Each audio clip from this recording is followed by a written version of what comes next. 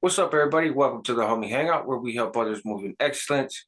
And the tech mogul, affectionately known as Crazy Bob, lost his life violently in the early morning hours Tuesday in San Francisco.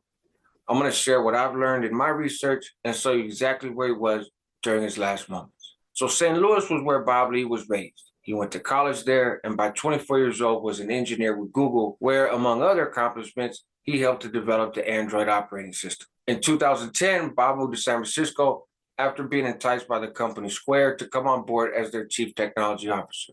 A few years later, he would create what we now know as Cash App. Bob was well known and well loved in the Bay Area, especially within the software and tech community. He had earned a reputation as a genius engineer, a wise investor in numerous startups, an eager mentor, and an all-around decent human being. In 2021, he joined cryptocurrency firm that he was an early investor in, MobileCoin, as their chief product officer. As more details have come out, the picture painted about what exactly happened Tuesday morning has become increasingly depressing. What Bob Lee experienced in his last moments reminds me of a famous incident clear on the other side of the country that happened almost 60 years ago. On March 13th, 1964, also at around 2:30 a.m., Kitty Genovese got off work and drove to her apartment in the Queens area of New York. While walking to her front door, she wound up being assaulted and hit with a knife twice in the back. She pleaded for help and ultimately succumbed to her injuries, just as Bob Lee succumbed to being hit by a knife twice around 2:30 a.m. as well, during the same time of year. The Kitty Genovese case became famous because a local paper said something like 39 witnesses observed the attack and no one did anything. This led to a thing called the bystander effect, in which tons of research was done in the field of psychology and others. The thing is, the paper lied. There weren't near that many witnesses, and most of those who saw what happened did help. Unfortunately for Bob Lee, people who had an opportunity to intervene after he was attacked chose not to. So we'll never know if one of them could have been a hero. I know the neighborhood where Bob Lee was killed as Rincon Hill, but in recent years it's been renamed as a part of this new neighborhood collective known as The Cut. But no matter what you call it, it has never been a high crime area. Over the last couple decades, it's undergone a facelift from an industrial warehouse area to multi-use housing, working, and entertainment community, especially after the earthquake in 1989 and the removal of the Embarcadero Freeway. There is a community feel to The Cut, and it's not the kind of place that you'd expect people to just mind their own business when a 43-year-old wealthy white male is in need. I recorded this brief walking tour using Google Maps to show you exactly where Bob Lee was in his last moments. So right here, we're standing on Main Street, and we're looking at Bryant Street. And I'm going to give you guys a walking tour of the final moments of Bob Lee's life. In order to do that, though, let me give you a point of reference for where we are. So right here is where police believe that they found the weapon used against Bob Lee, and we'll get to that in a second. That's up Main Street. But if you come down Bryant Street right here, and now you're at Bryant Street and Embarcadero. Let's get a little closer. So that's Red's Java House. Anybody that's driven along the Embarcadero has probably noticed it. It's been there forever. If you look over here to the left, you go underneath the Bay Bridge, you come across the Clock Tower, Pier 39, Fisherman's Wharf. All that stuff is over there. And then over here to the right, eventually you run into Mission Bay and the ballpark where the San Francisco Giants play. So this is a very active area. It's a very busy area. And even late at night, around 2 o'clock in the morning, it can be peaceful to be along the water. But there's also these little bars and restaurants and whatnot that are open. Now, we don't know exactly where Bob Lee was at or what he was doing down in this area before he gets picked up on surveillance. But what we do know starts from about right here. So this is Main Street, is where police found the weapon that they believe was used on Bob Lee. It's a basic kitchen knife, maybe 4 inches long. So this is a gated and locked Caltrans parking lot. Here's a picture from a local news station that shows right here, which is exactly where police believe the weapon was tossed, right below those orange cones. Also on the sidewalk right about here is where a blood trail starts.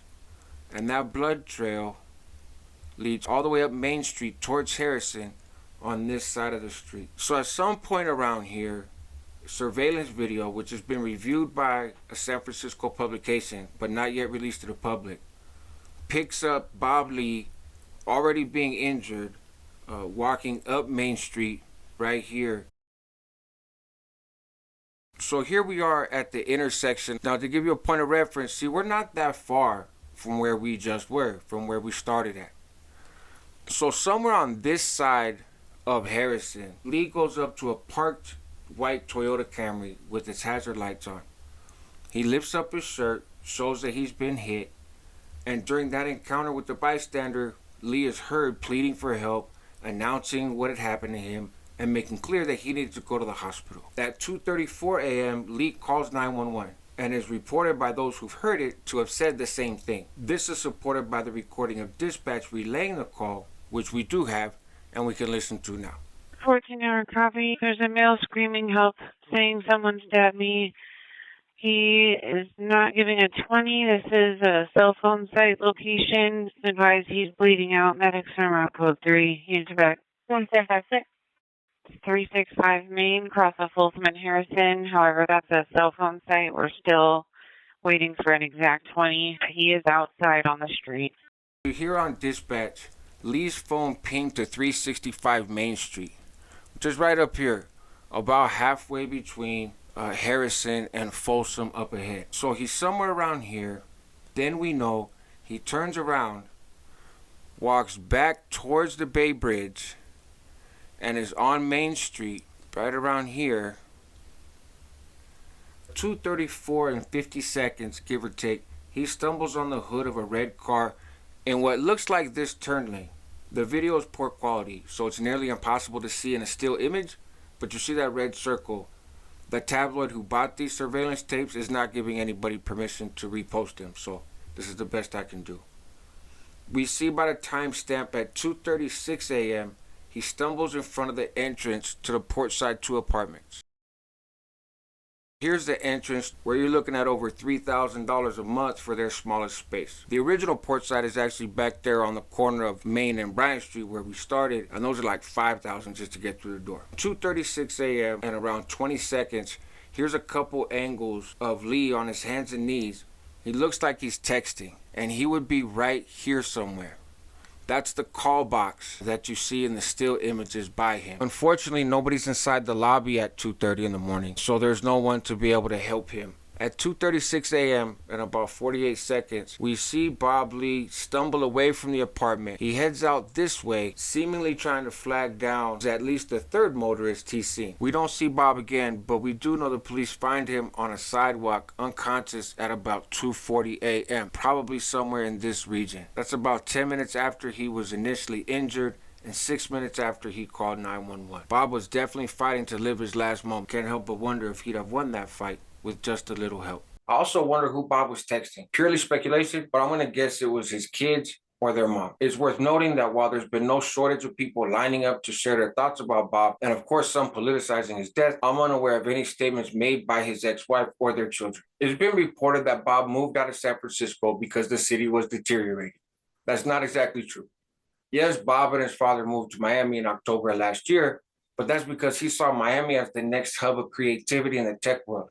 He'd been out there numerous times and was impressed with the pool of young talent. He was also ready for a change for personal reasons. Bob and his wife, Krista, had purchased a house in Mill Valley, an affluent area of Marin County on the other side of the Golden Gate Bridge from San Francisco. They paid about $2.6 million for that house in 2018. A year later, they separated, and Bob's mother passed away, which caused his father, Rick Lee, to move across the country and live with him.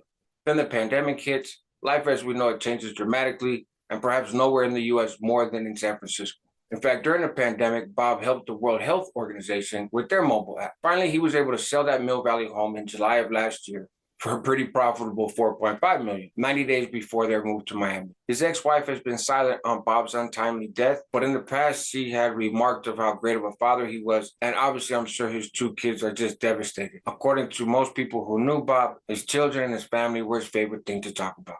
Of course, what happened to Bob Lee didn't need to happen. Was it a robbery? Well, we don't know, but nothing was taken from him. Those who knew Bob basically said, if you asked, he'd give you anything. And if he was robbed, he'd give you everything. So that doesn't necessarily make sense. Was he attacked by somebody struggling with addiction or other kind of mental illness that just had a break from reality and viewed Bob as some type of a threat or whatever? It's possible. That's certainly possible. Was this somebody who caught Bob slipping, who was for some reason upset with him, maybe because of his positions in these various tech companies over the years, or something else? Those who knew him, of course, said he had no enemies, and they don't understand why anybody would dislike him. And that theory hasn't been presented by police. But to be fair, police haven't presented any theories and said that they're not going to comment on any speculation and are instead going to let this investigation run its course. We'll see what happens. What I do know is despite this very publicized, very tragic incident involving Bob Lee, San Francisco is still a remarkably safe city to be in. Now, you might get your car broken into, you might get some property stolen, but you are much less likely to be a victim of violent crime in San Francisco than in any other city, even close to its size. And I'll be doing another video pretty soon to separate fact from feelings and really explain the dynamics of my hometown. Until then, you guys take care.